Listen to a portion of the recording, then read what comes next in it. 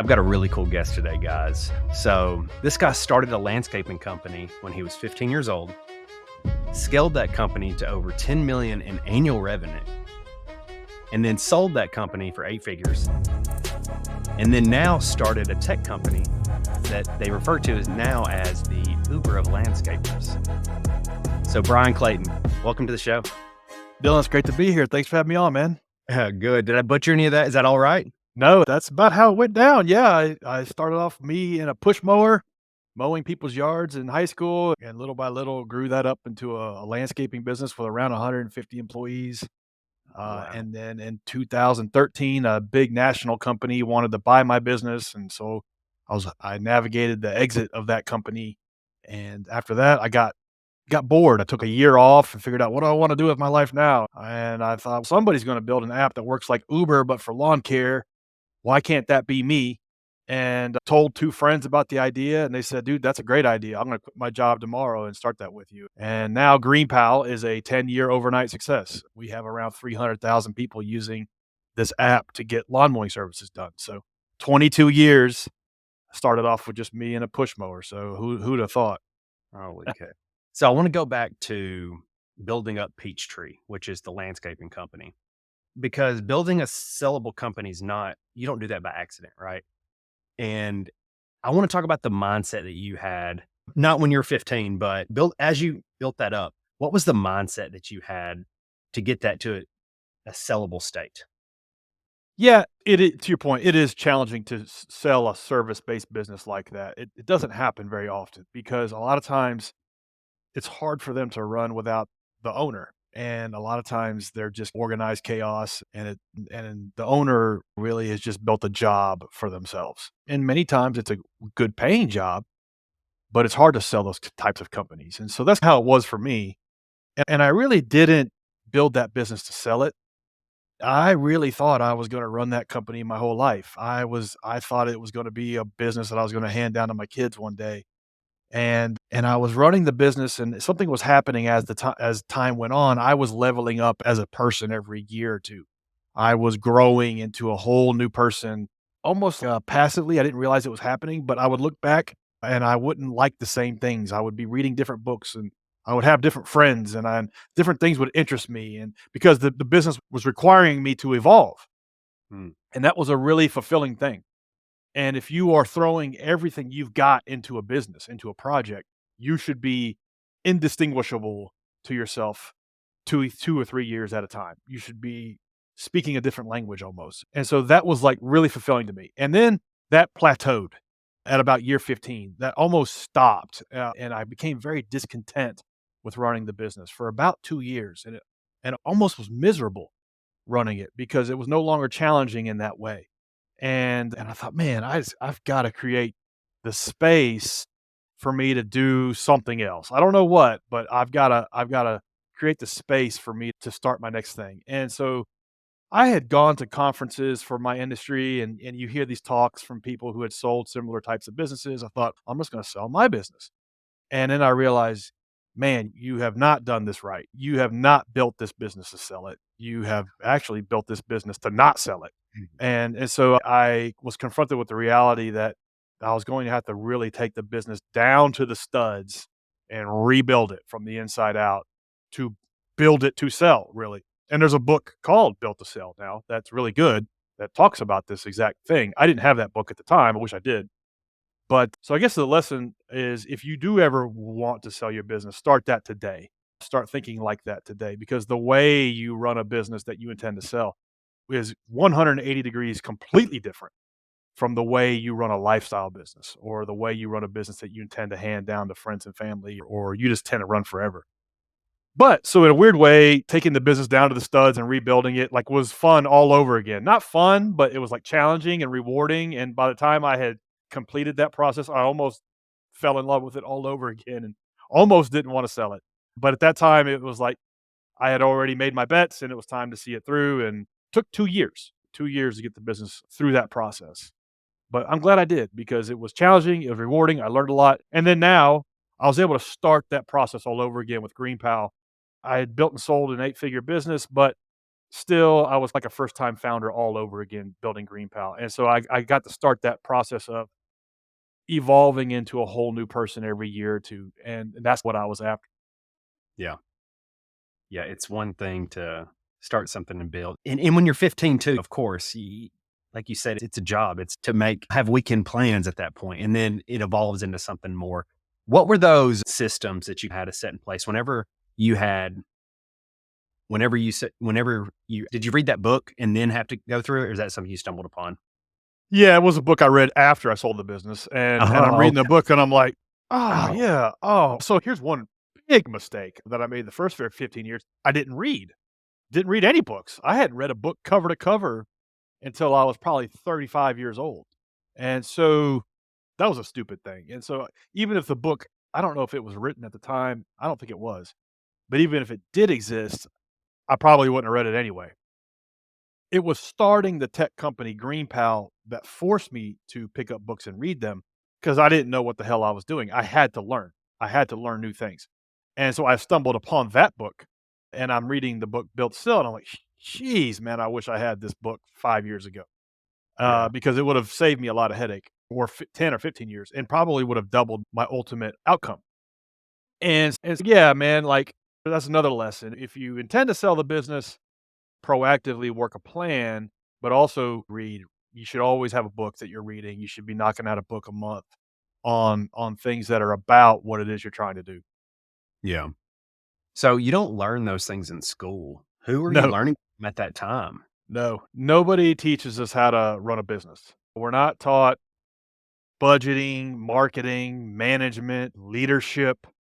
We're not taught people skills. We're not taught how to do things like PR. We're not taught salesmanship. We're not taught any of these things. And so you have to learn them through the school of hard knocks. And I guess it was year 4 or 5 running the landscaping business that I realized that I wasn't in the landscaping business at all, that I was actually in the sales business and that the landscaping was table stakes. And that was one thing that a lot of that I was mixed up in and a lot of my competitors were mixed up in is that we all thought that the main thing that we should be focusing on was how green the bushes were and how green the grass was and how beautiful the flowers were.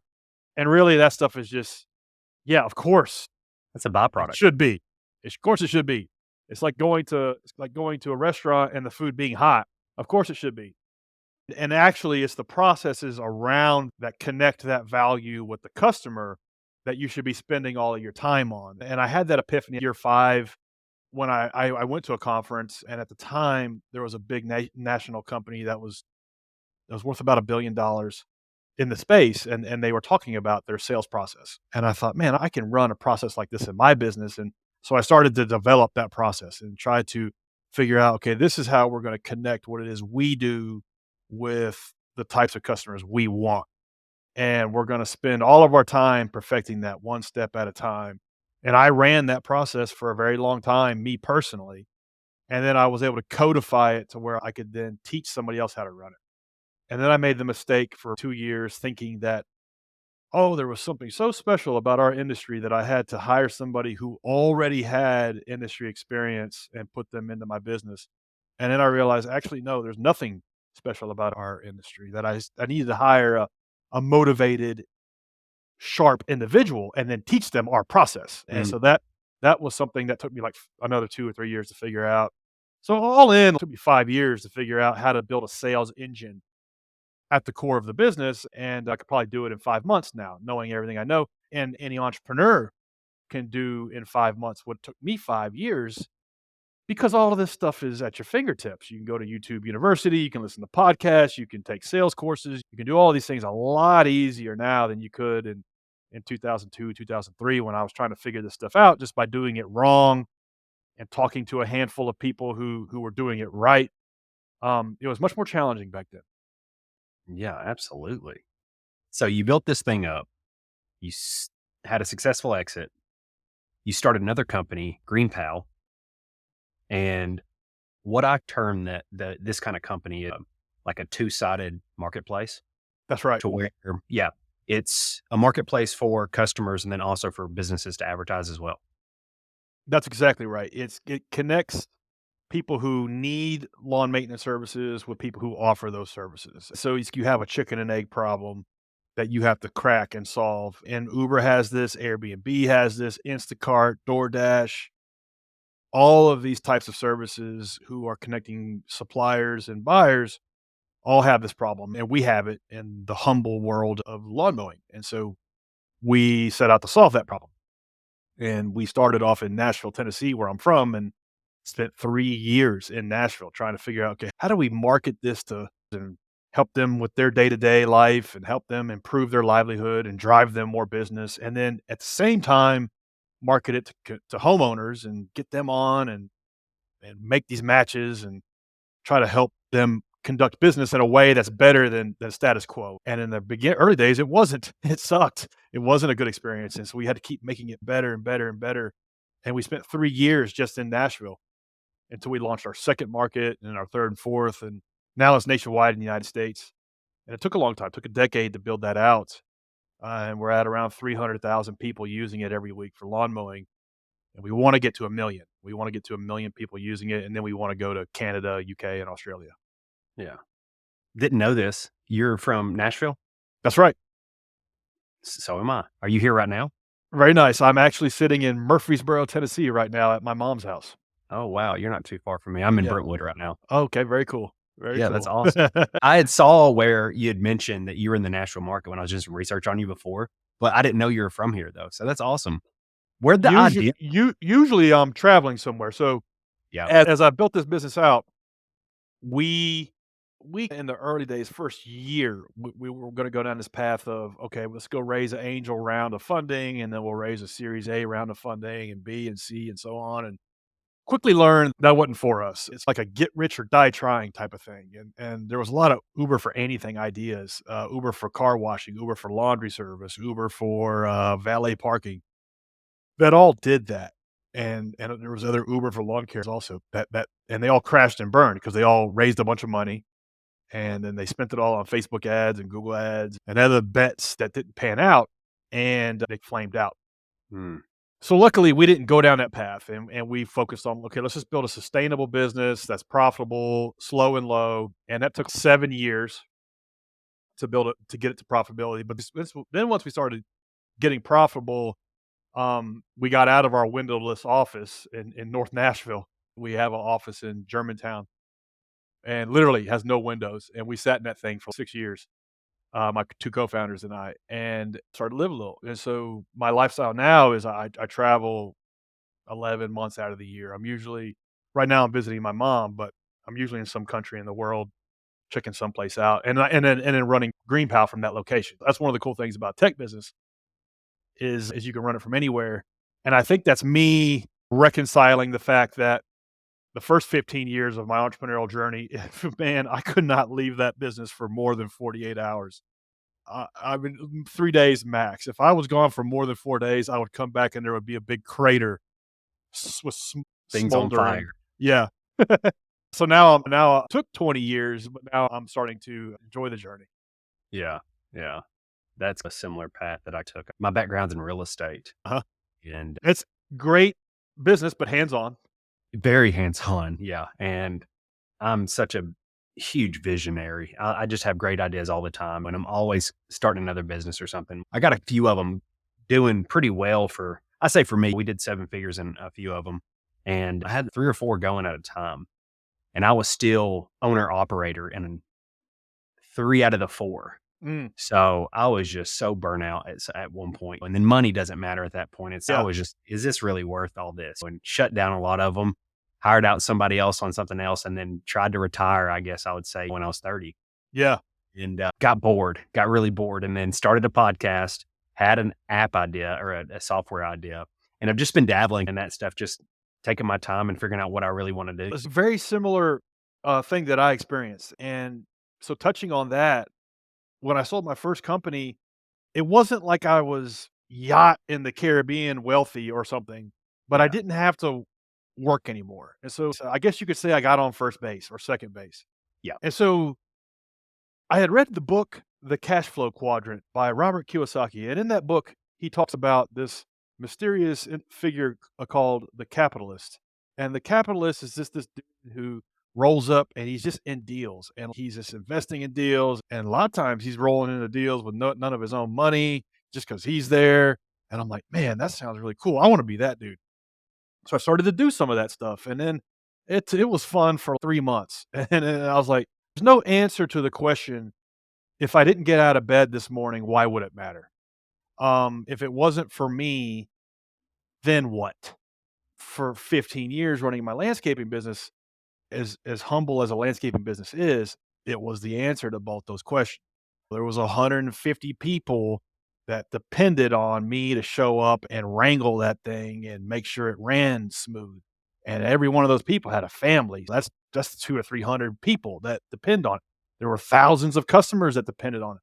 So it's like that was gone. And so stuff got existential real quick. And so then I thought, okay, I need another project. I needed another thing to pour my passion into. I was only 32 at the time. Still a young man. And I thought, I don't want to start another construction business or landscaping business or another blue collar business because that almost killed me. I want to start a tech company because that'll be so much easier. And it looked easy in the social network.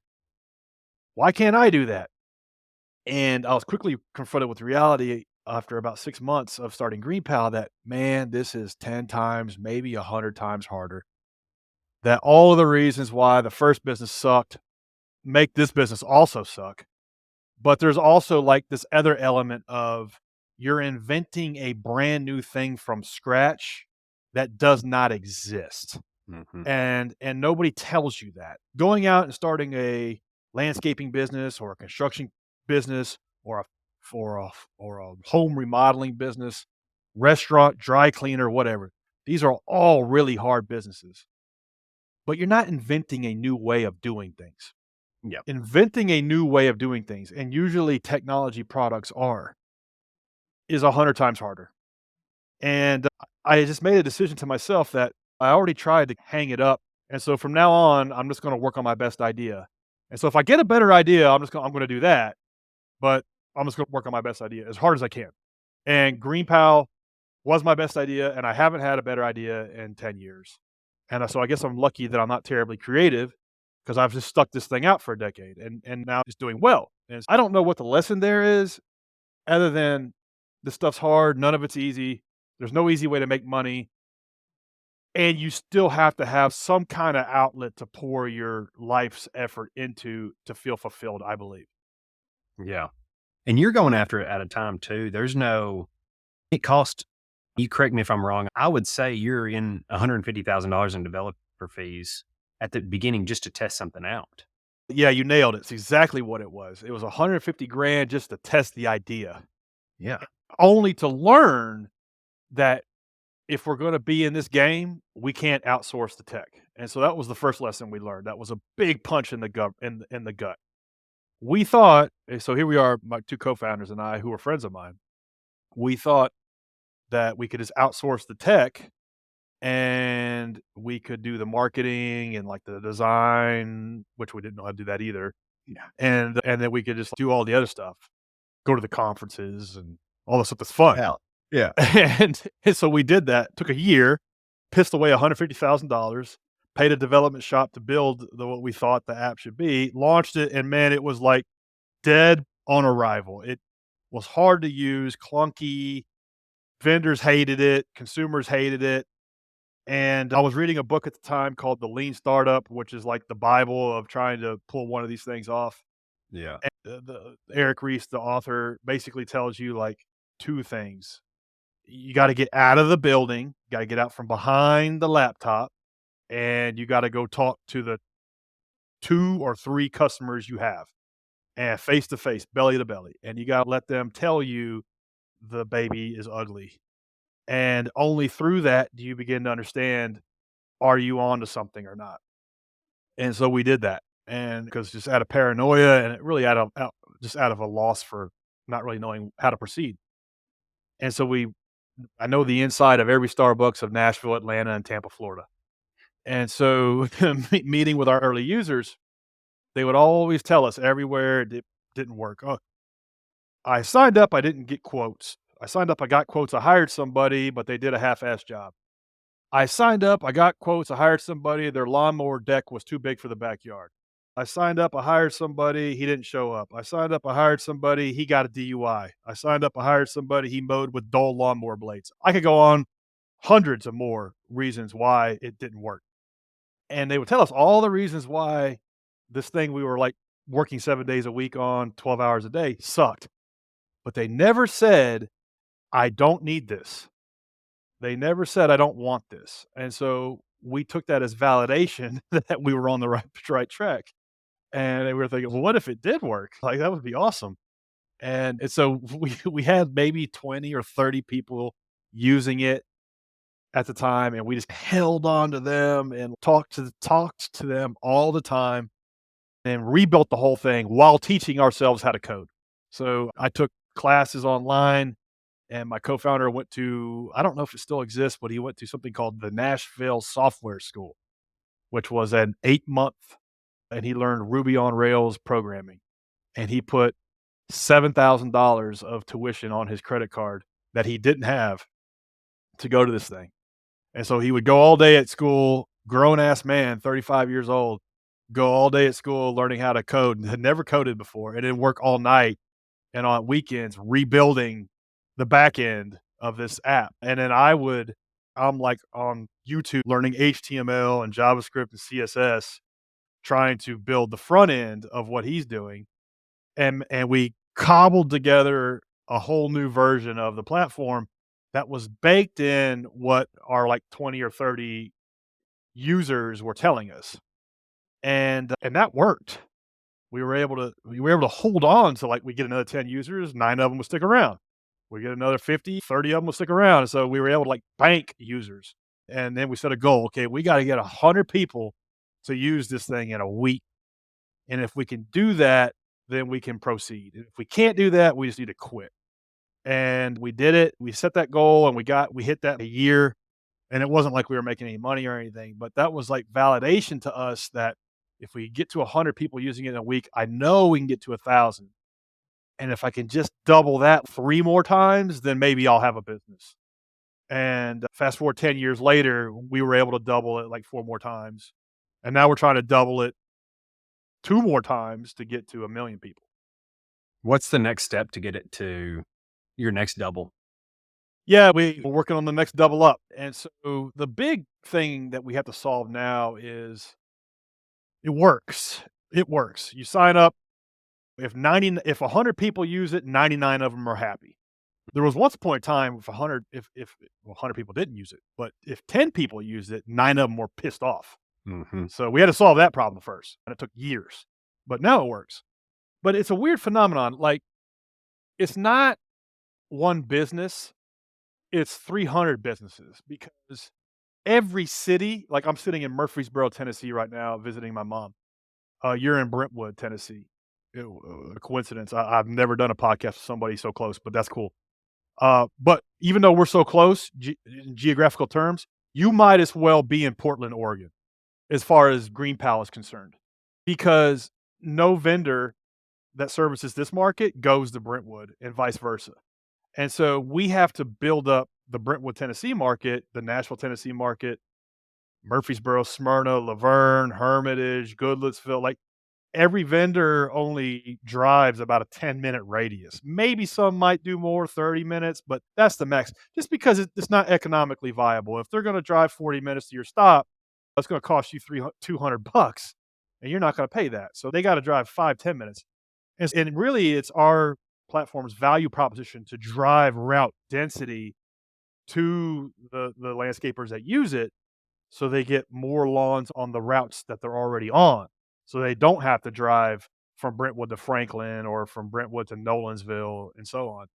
And so with that being said, it's weird, man. Like, we'll do more transactions in a Huntsville, Alabama than we will in a San Diego, California. And so why is that? And it's because we've reached some sort of tipping point of buyers and sellers in one market versus the other. And so diagnosing that, okay, do we not have enough vendors, or we don't have enough consumers? And how do we jumpstart that little flywheel? If you got off the plane in Denver and you jumped on Uber and there was no cars, you're pissed, and vice versa. If you're a driver there and there's no riders, you're pissed, and so that's the problem we have to solve. And so diagnosing that, fixing that is how we get to 1,000,000. What would you say was the biggest growth tactic or growth hack that you stumbled upon other than the initial stage of just getting belly to belly with your users? Yeah, for us, like, there's been no silver bullet, it's been all lead bullets. And so what I mean by that is there's not been any one, like, big inflection point. The one thing we did, I think, do was that we tested everything in the early days, because what you realize is that building the damn thing is the easy part. Mhm. The hard part is getting people to use it. And let's just use Nashville as an example. Every week, we get 100 people moving to Nashville wanting to be the next, I don't know, Luke Bryan or something. Yeah. And so these people move to Nashville with a dream, and so then they think, "Okay, I gotta learn how to write a song." And so they work really hard on that, and they write a really good song, and then, "I gotta learn how to write a song and sing." Okay, they do that. I gotta learn how to write a song and sing and play the guitar. Okay. Then I gotta learn stage presence. And so I go get a coach for that, and I gotta get a record deal, and maybe they get that too. And so now they write their own songs. They know how they can sing and play the guitar. They're great on stage, and now they got a record deal. They have done so much damn hard work, and they've gotten far further than probably 90% ever will.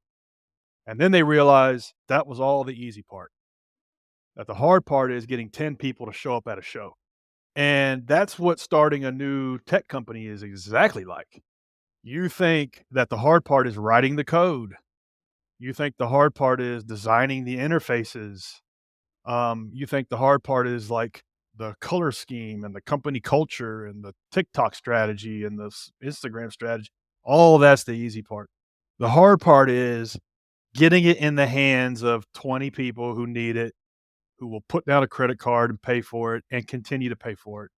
That's the hard part. And so we were like, "Man," we were like, "How do we climb this mountain?" And so we started testing every single thing we could. Google ads, Facebook ads, Instagram ads, billboards, print, TV, newspaper ads, you name it. And the only thing we could get any kind of ROI on was content marketing, Mm. where we would talk about the best landscaping contractors in Brentwood, Tennessee. We would interview them and talk about what makes them different, talk to their customers, take pictures of their equipment, just write up stories about them, and then surface that to search engines. And then when somebody's looking for a landscaping contractor in Brentwood, Joe's Lawn Care Service in Brentwood pops up, and their page for GreenPal is part of that. And so then now that they get sales off that. And as simple as that sounds, that's how we get 60% of the people that use the platform that come to find the platform. If they need a lawn mowing service in Lincoln, Nebraska, we pop up as one of the options. And executing on that strategy is harder than building the whole system in the first place. Marketing. And then It's the hard not part. yeah, Distribution. yeah, it's not your typical marketing as well. So it's SEO essentially, SEO with blogs and articles. Yeah. Yeah. Whatever you wanna call it, inbound marketing, content marketing, search engine optimization marketing, whatever you wanna call it. It's building a property that's almost like a media property in a sense that creates content that is surfaced that when somebody's looking for what it is the platform offers, people are connected with the value that solves a problem for them. Yeah. And that's a slog. And it's just not something that you can just throw 3 letters on a business plan. You have to really innovate in it, and you have to think about different ways you're gonna attack it and how you're gonna stay alive while you get the uptake, while you get the traction, because it takes a long time for this particular strategy to pan out. Yeah, because I'm sitting here thinking right now too, you can throw a lot of money at this right now and you still this one thing I think of like influencer marketing right now. You give a creator or somebody a big name to push a product, but this still is it's a slow build. It's not gonna pick up. It's still a slow build on that end because like you said, it's nobody's done this before. This hasn't panned out. A lot of people failed at doing things like this.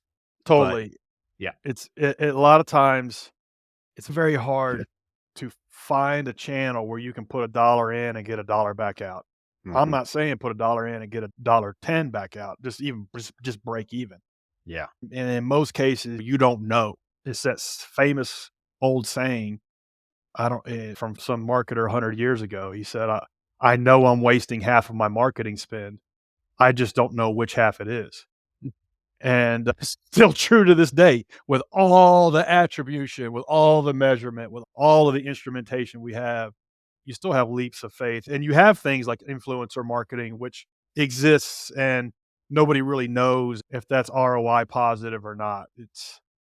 And a lot of times it's not. A lot of times there was a lot of direct to consumer companies that crashed and burned because of that. Whatever, the purple mattress company, they came in. I don't know if they're still around, but or I think another Nashville company, the Smile Direct Smell direct. company. Not to disparage any of these companies, they had their huge success at a moment in time, but they were built off the back of this very thing that we're talking about. Okay, I'm gonna throw $1 million at Facebook ads, and I'm basically selling dollars for 80 cents. And anybody can do that. And so this stuff's hard. It's the hardest part of it. Distribution's the hardest part of it. There's a saying that the first time founder worries about the product, and the second time founder worries about the distribution. Sounds like you had the first problem figured out because you had built and scaled a company and you knew the foundation already. So you had your foundation built. So you knew you had a good product. And then you had the experience of the first product pushing the second product, I feel like. The first experience of building my landscaping company and selling it was definitely helped me for a couple of reasons. One, it de-risked a lot of this for me. I had somebody ask me the other day, they're like, I want to start a marketplace like yours, but for electricians. I'm like, okay, cool. Yeah, I think it could work. He said, yeah, I have a question. I was like, what's that? He goes, man, dude, I got to have 150 grand a year just to live. Like, how do I pay myself that while I'm starting this? I'm like, you Wow. don't. He's like, do investors pay that? Or like, how does that work? I'm like, it's not how this works. And so it's like, how do you gotta solve that equation? Your burn is the company's burn, and so you gotta drastically reduce that. Mark Cuban has a great quote. He says, "The least you can live on, the greater your options." So for me, I had already gone from 0 to 1. I was on first base. So now I could take my time building GreenPow, and I'm gonna sound like a redneck by saying this, but I didn't have to worry about going to Kroger on Friday based on what GreenPal made that week. I was gonna be fine. And so that helped me take the slow and low approach. So my experience was unique in that way. So that being said, that helped. There were some other lessons. I knew basic bookkeeping, basic marketing, basic management, basic leadership. I had made a lot of mistakes around hiring people, so I didn't make those mistakes again.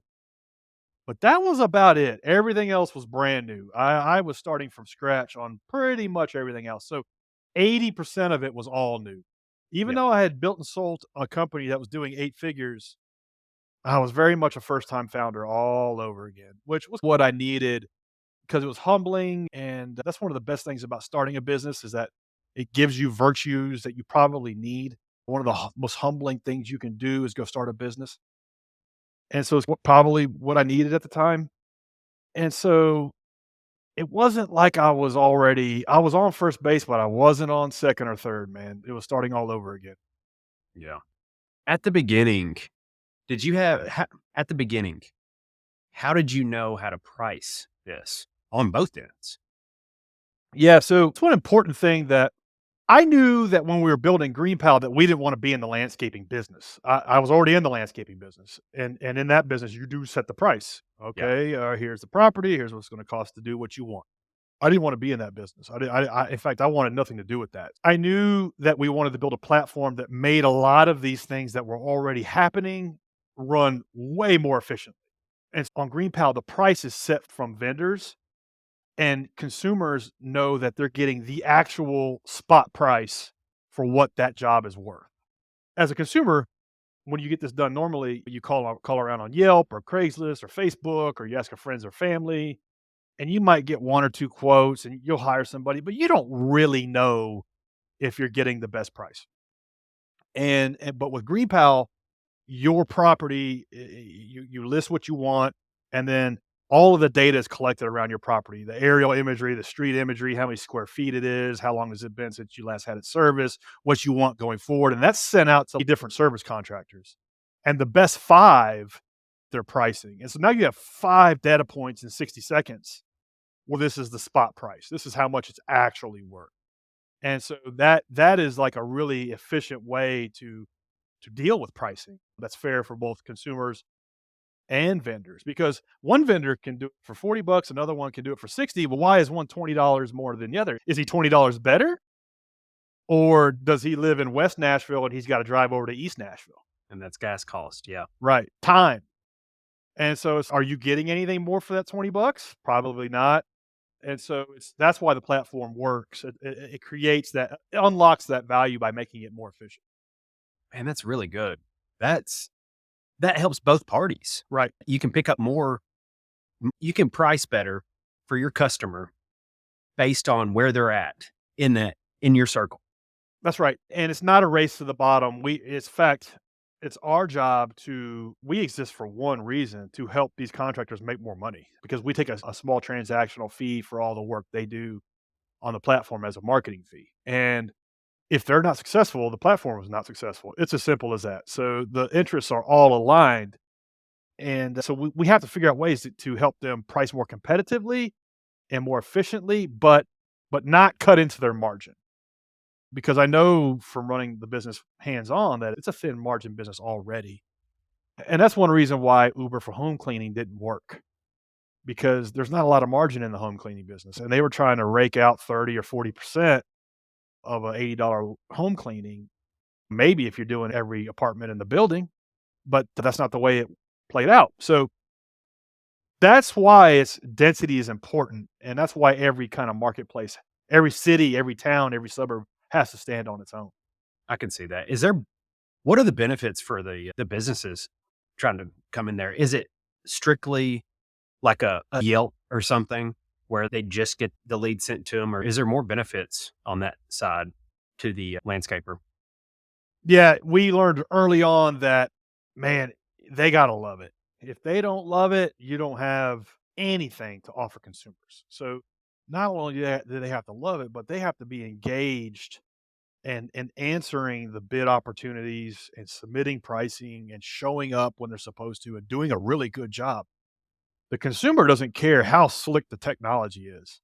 They only care, did the backyard get weed eated and did the patio get blown off? That's what they care about. And so that comes at the discretion of the service provider.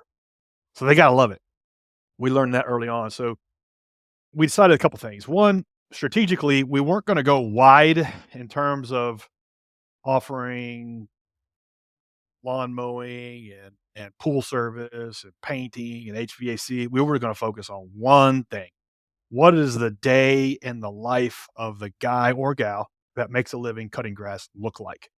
And there's about 100 things every day that make it suck. And so, okay, so what are those of those things that suck? What are some of the things that we can do to help make it a little better? Okay, like we talked about, they got to drive from one place and then drive 15 minutes across town to their next stop, and they're not getting paid for that 15 minutes. Okay, the first thing we need to do is we need to get them more properties in the neighborhoods they're already servicing. Okay, let's start there. So all of the opportunities that are nearby what you're already servicing, we're going to drive to you first. That's the first thing. The second thing is, you wouldn't think it, but a lot of these home service professionals don't get paid for the work they do for a couple of reasons. It's not in a real high priority in the stack of household bills. And so they don't get paid because of that. And then also they don't get paid because their bookkeeping is sloppy. I've had this happen a lot. I dabble a little bit in real estate too, and can't tell you how many times I'll have a guy that does painting for me, or I'll have a guy that did a roof repair for me, and I'll have to nag them to send me an invoice. Like, Babysitting. hey, yeah. And so this happens in the lawn mowing business as well. Like nobody teaches us how to run a small business. We're not taught it in high school. We're not even taught it in business school.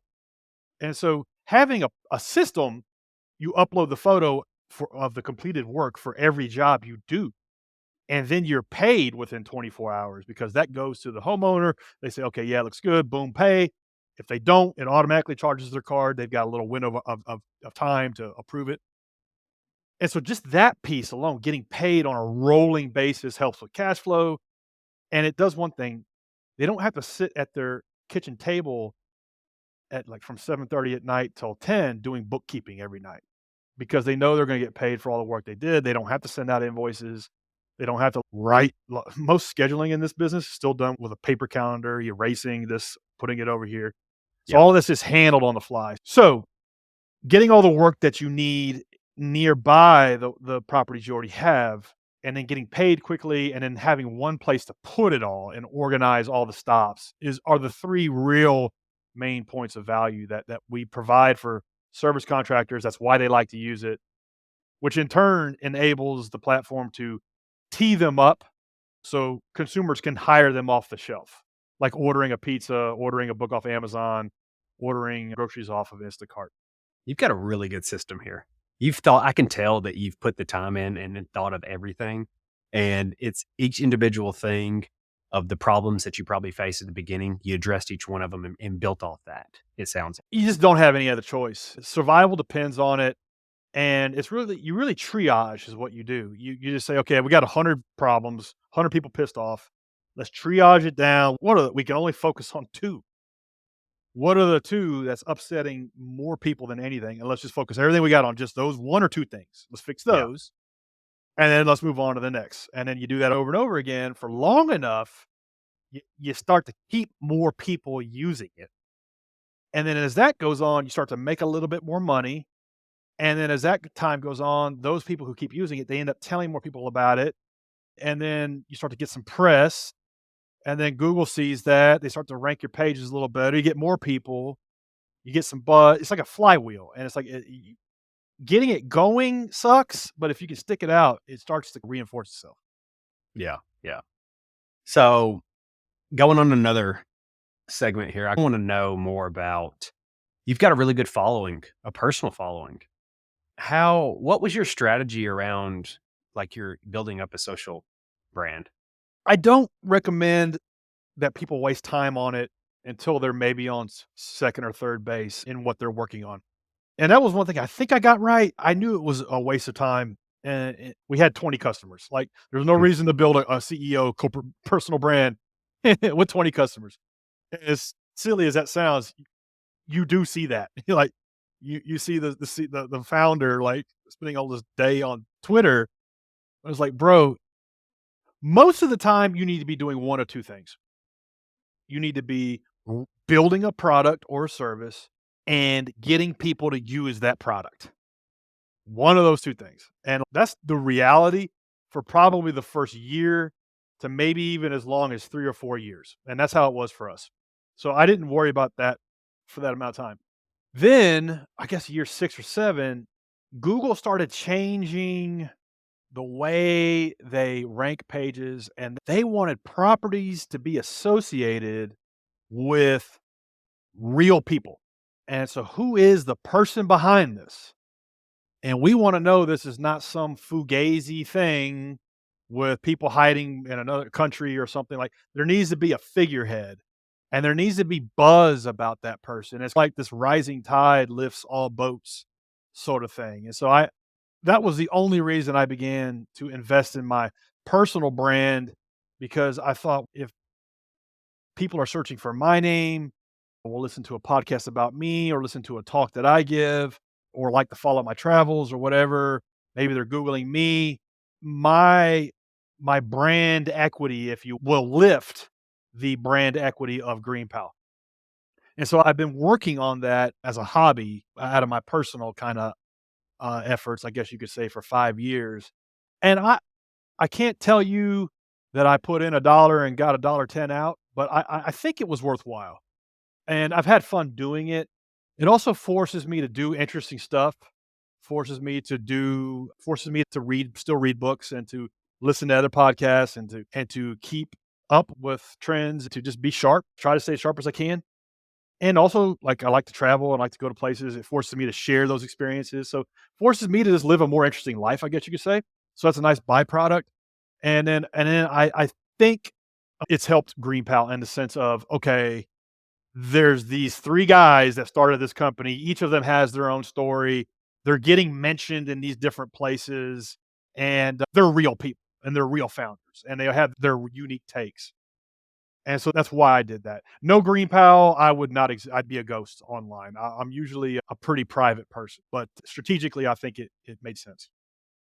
I like that you reassured that for me too. I was the same way. Well, first, let me address what you said of have something to talk about at least. You built your foundation, you had built your company up before you went out and started talking about something else. That's Right. something I see so much today is people are just putting it out there. And I don't hate on this. The like the build in public kind of stuff for the first time founder. I get that. But I'm also thinking, put your head down and use that spare time to make your product better or get another customer. I think that would be worthwhile versus you trying to create the content around and letting other people know that what you're doing.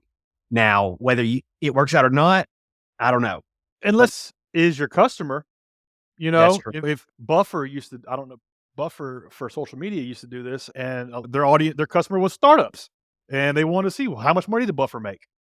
So if the audience is your customer, it could work. But if the natural audience is not your customer, I think it's probably fake work. And I think fake work is one of the biggest killers of getting some traction going. Yeah, yeah. So we're talking about it now. That's something I've actually been looking into and building up my own personal brand. And I really just don't know which way I want to go about it, what I'm even going to do. I'm honestly, I'm bored now and I really want to start another business, buy another business, do something like it's the entrepreneur. It's in my blood. It's what I've Yeah, done life. gotta I've got keep to pushing do forward. something. You gotta push on something. If it's Yeah. not I got to there, push something. it feels discontent real Yeah. quick. Yeah, I gotta measure something, I have to watch something grow, build something, and that's what I'm trying to figure out now is what direction I wanna go on that end. What's your best advice on now that you did it and you started building that up, what were some of the actions or, I guess, frameworks that you used for your own social following? Yeah, for my own social following, I think you gotta like it. I don't like posting on LinkedIn. I don't like posting on Twitter, and so I suck at those. I Yeah, like posting on Instagram, and so I do pretty well there.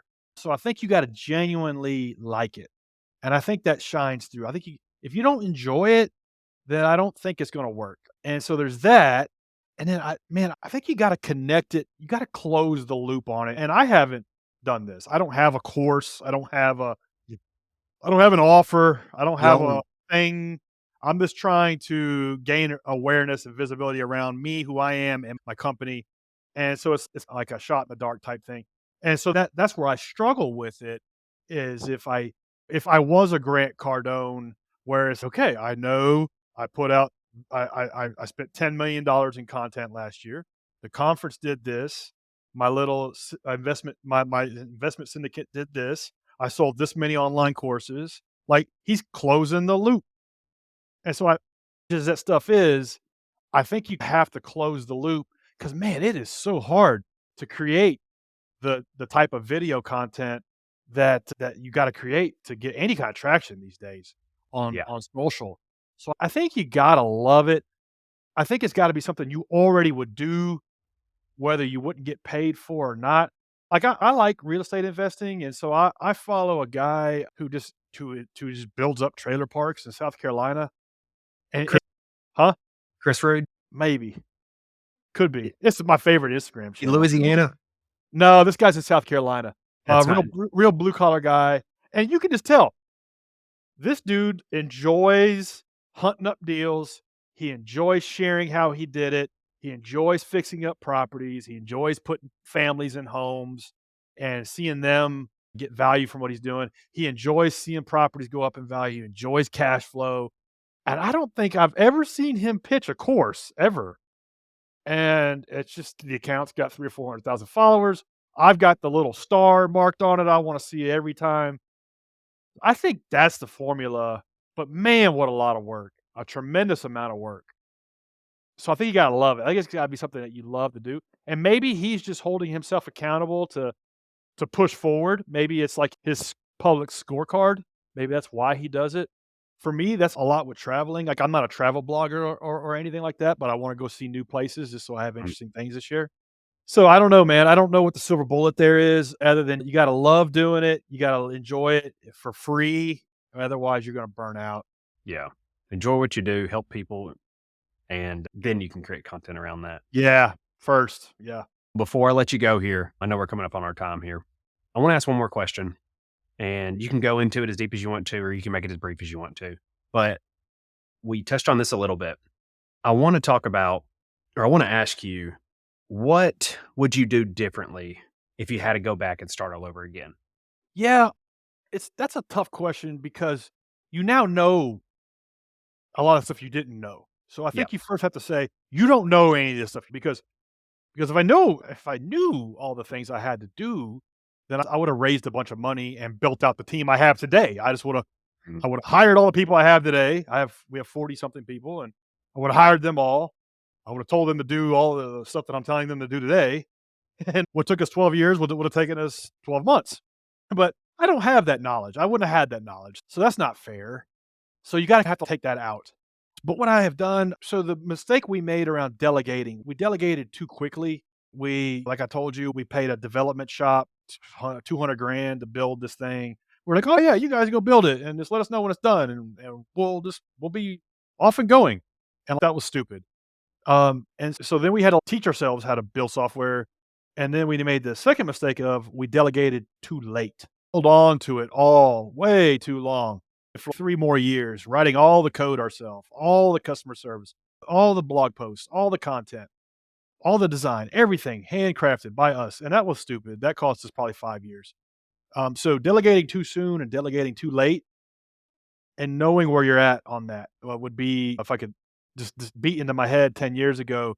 Like once you get the 80-20 Pareto principle stood up on something, lay it out in a process that somebody else can follow and determine what success looks like, and then start trying to get people to execute that. It might take you 10 different people, but start getting people in that role so you can move on to the next thing. That's good. That's good. And I'll take that too. Anybody starting anything that's not out there, if you're creating something that's not been created before or something like that, you're going to have to go through those bumps and those, you're going to have to go through it to learn.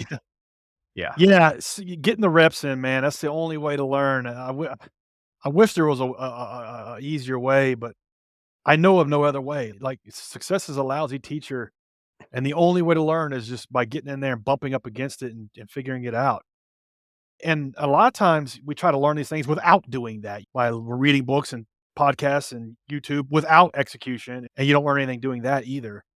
So, yeah, and then one more point is that you can learn more in a weekend starting a hot dog stand and selling $1,000 in hot dogs than you can in 4 years of business school. So just get in there, put the reps in, and you'll figure it out.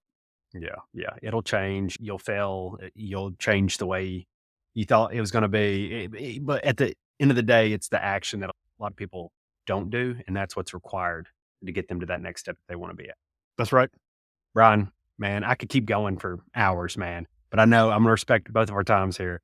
I'm going to link GreenPal for anybody, of course, who needs to have their yard mowed or any businesses looking to market and I guess make their business or allow their circumference of their business to get better. Other than that, I'm going to link your Instagram as well. Is there anything else that I'm missing here?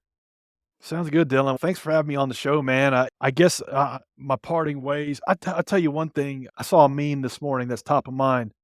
It was a meme from the movie Oppenheimer, and it's Charles Oppenheimer, and he's sitting. It's like this famous scene where he's sitting on a chair naked with his legs crossed, and the meme said, "Me contemplating if I should quit my corporate job and just go start a coffee shop." And like I think the point of the meme is like working a corporate job sucks, and how awesome would it be just to have a nice coffee shop? And the reality is that the poor bastard running the coffee shop is working 10 times harder than the guy at corporate America. So please understand that. Do not go start the coffee shop if you think it's going to be easier than your corporate job, because it's not. There are 100 things that have to go right for that customer to get their cup of coffee and for them to be happy. So that's my parting words that I'll leave with everybody. You need to be passionate about whatever you do. That's right. That's right. Brian, man, I appreciate it. Thanks, Dylan. You have a good day. Hey, if you're still listening, hopefully you got some value out of this or amusement. Either way, I really appreciate you for listening. My goal with this podcast is to build something of value while also showing others that it's possible to do the same. And what I mean by that is I'm not perfect at this. I fumble, I stutter, and I just want to show that it's okay. If you've been putting something off, this is me telling you to go for it. So I need your help in growing this, and there's two main ways a podcast grows. One is through ratings and reviews, and two is through word of mouth. So I can only do it with your help. If you can leave me a 5-star rating and review on Apple Podcasts and Spotify, as well as post this to your social, it doesn't grow without you. Thank you. Talk to you all next week.